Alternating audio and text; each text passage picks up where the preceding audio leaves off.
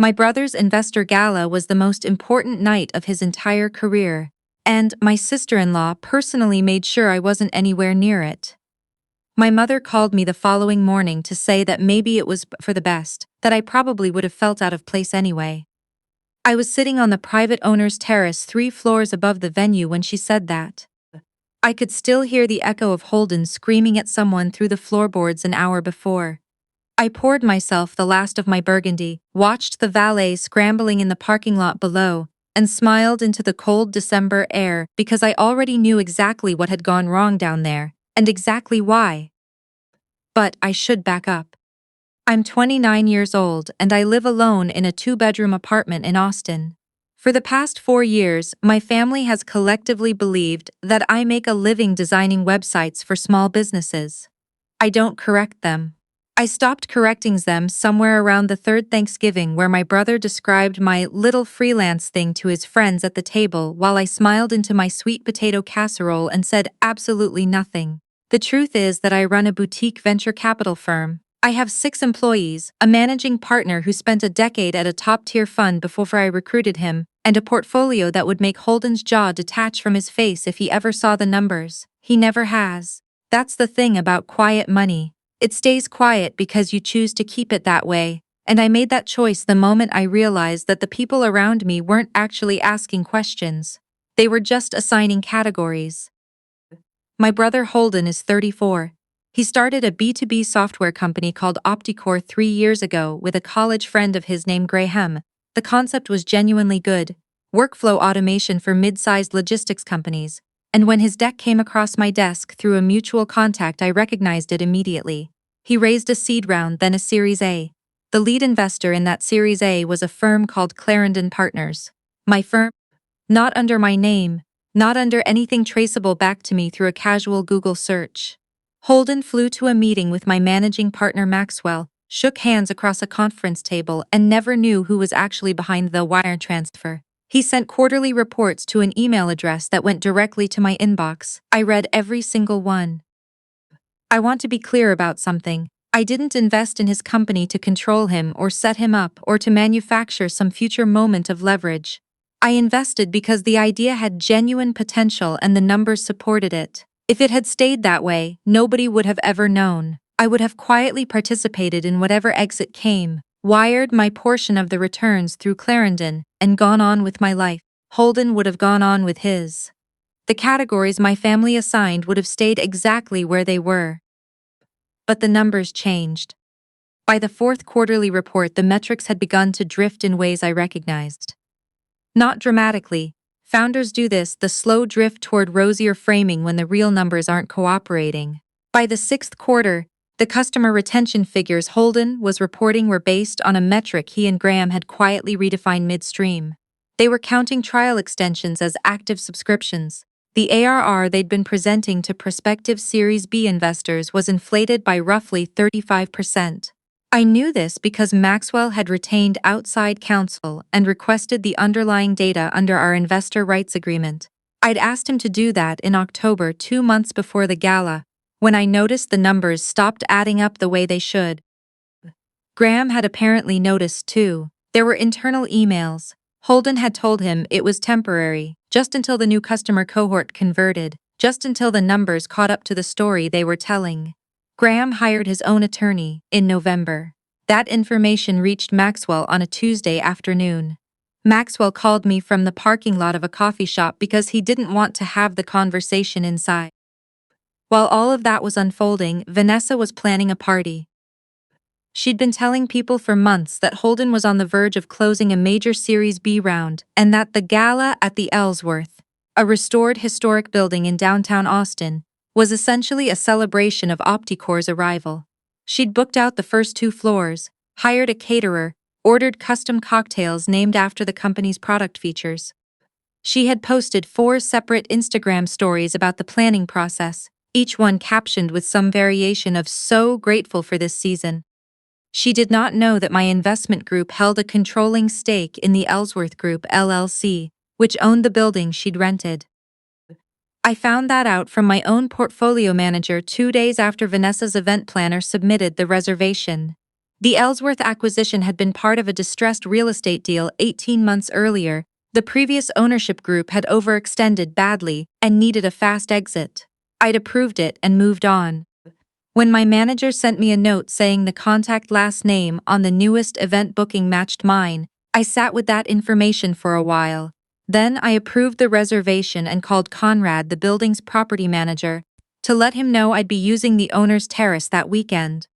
The voicemail came on a Tuesday morning in late November. I was in the middle of a call with a founder in Seattle and let it go. I listened to it afterward in the parking garage of my building, sitting in the driver's seat with the engine off. Hey, so, I wanted to reach out personally because I just think honesty is really important, and I truly do respect you, even though we're in very different places in life. The gala is really more of a business event, not a family situation, and the guest list is specifically people in Holden's world, investors, clients, industry contacts, and honestly, I just think you'd be uncomfortable. You'd feel out of place, and I don't want that experience for you. It's nothing personal. It's just that this is a very important night for Holden's brand and we need everyone there to be projecting a certain kind of energy. I know you're doing great with the design work. I think it's really admirable. It's just a different world. I really hope you understand. She said, I really hope you understand, the way people say it when they have already decided you won't cause a problem, because you never do. I texted back, of course, good luck that night. Then I called Maxwell and told him to have everything ready. I arrived at the Ellsworth at 5:15 on the night of the gala, 90 minutes before guests. Conrad met me at the private rear entrance and walked me up personally. The owner's terrace on the third floor had 2 outdoor heat lamps, a small wet bar, and an unobstructed view of the downtown skyline and the valet lane below. The December air was cold and sharp and exactly what I needed. I opened my laptop and started working. By 7:45, the event was in full swing below me. Conrad had given me access to the building's security camera feeds, and I watched on my tablet while I worked. Vanessa moved through the crowd in a deep green dress, her hand light on Holden's arm, working the room with the practiced ease of someone who has spent years performing a version of herself she's decided to believe in. The string quartet was good. The floral arrangements were genuinely beautiful. I'll give her that. She had a real eye for event design. Holden looked less settled. I watched him check his phone twice in 90 seconds. At 8:03, Graham walked through the front entrance. He was not on the guest list. There was a visible moment of hesitation from the event coordinator at the door. Graham didn't wait to be welcomed. He walked straight past the bar without taking a drink and cut directly across the room toward Holden, with the body language of someone who has stopped caring about the impression they're making. He was carrying a manila folder.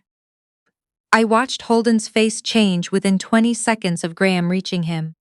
At 8:17, 2 people I recognized from the guest list, a managing partner at a regional venture fund who'd been in serious talks about leading the Series B, and her associate, picked up their coats from the coat check without saying goodbye to anyone. They didn't look at each other, they just left. At 8:32, Holden's voice cut through the ambient noise of the event loud enough to register on the security feed's audio. The string quartet stopped playing. My phone lit up. My mother, something is happening at the party. Holden and Graham are fighting. People are leaving. Vanessa says you did something. Why would she say that?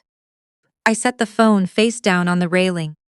At 8:50, Conrad appeared at the terrace door. There's a situation in the main event space, he said, using his completely neutral property management voice, which I've come to respect deeply. The brides, I'm sorry, your sister-in-law is requesting to speak with whoever manages the building. She's claiming the venue failed to provide adequate event security, and she's suggesting she may pursue damages. She's also asserting that someone on an upper floor may have listened to a private business meeting, and that she intends to subpoena the security footage. I considered this. Tell her the building owner is available for a brief meeting in the second-floor conference room, I said. 10 minutes. Conrad nodded and went back inside. I changed into the charcoal blazer I'd packed specifically for this, collected my folder from the table, and took the stairs down. Most of the guests had gone by the time I reached the second floor, 20 or so remained below in clusters near the bar, speaking in the lowered voices of people who witnessed something they're not entirely sure how to describe. Holden was standing by the fireplace, Graham was gone. Vanessa was near the windows, still in the green dress, her phone gripped in both hands, pacing in a tight line. My mother was there. She'd driven over when she couldn't reach anyone. She was sitting in a chair near the door with the expression of someone who had arrived at a movie 30 minutes in and is still trying to figure out the plot. The moment Vanessa saw me step through the conference room door, she stopped moving. "What are you doing here?" The words came out flat, her voice doing that specific thing where shock and contempt are fighting for the same airspace. She looked at my mother. "Did you tell her we were here?" "I was already here," I said.